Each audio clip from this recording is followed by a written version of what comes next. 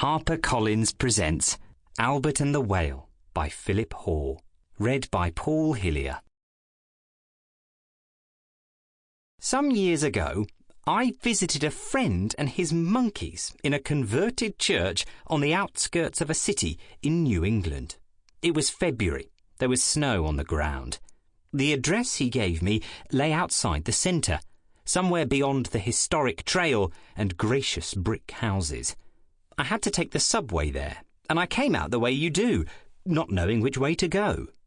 The street was wind-blown, lined with a few stores and nondescript dwellings that may or may not have housed people.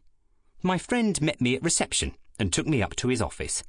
There was nothing remarkable about it, except that he shared it with primates other than those of our own species. It was odd to be in a building that smelled so strongly of animals, as if an accountancy firm had installed a stable next to the water cooler. My friend and I chatted, probably about whales, since they had brought us together, out there in the bay. Then he asked if I'd like to meet his colleagues. I thought he was referring to his fellow workers. In fact, he meant the monkeys. The room in which they were trained was a mock-up home. It contained wheelchairs, the kind their clients might use. There were other items of household furniture. The space was clean and clerical. One of the trainers, a young woman with shiny tied-back hair, produced Felix from a floor-to-ceiling cage. He came to her confidently, but looked at me warily, the way animals do. He was a reduced version of me, a human, shrunk in the wash, with thin limbs, big eyes, and a furry cowl round his head. A capuchin monkey, a little monk.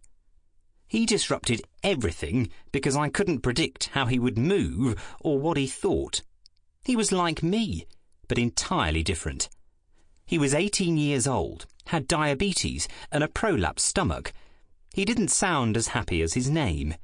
He wore a nappy like an old man. He was himself disabled and unable to go to a client.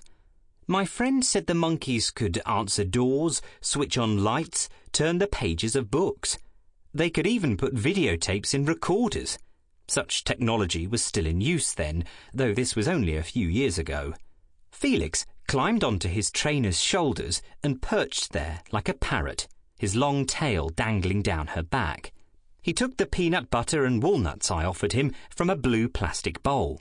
He ate without any acknowledgement of me. He affected to be looking at something in the distance. Gorillas consider it rude to stare. I felt I was being interviewed for some post I hadn't applied for. He snatched the bowl from my hand. His trainer said the monkeys could recognise 100 different words, but Felix remained silent. He returned to his cell, and I left the church. The next day, feeling lost in the city and eager to escape my overheated hotel room, I went to visit a grand building designed to look like a 15th century villa. It might have floated across from Venice, towed by baroque dolphins with twirly tails. Its benefactor had built it to display her art collection, salvaged from the crumbling palaces of Europe. I walked swiftly through the gloomy galleries. It was oppressive, all this brown art, and I felt oppressed. Leaving the villa, I crossed the road to the Modern Museum.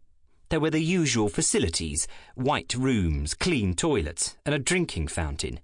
No one would ask what I was doing here. It was okay just to look at things. The label said so. I stood in another gallery, lined with pictures. They had been engraved 500 years ago by Albrecht Dürer.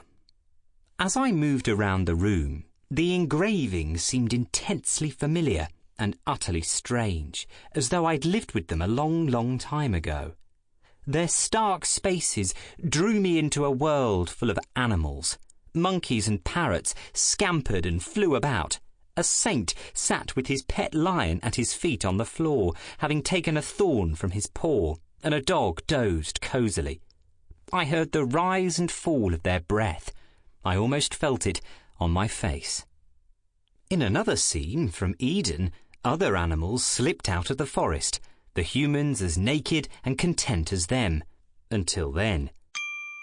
Sample complete. Ready to continue?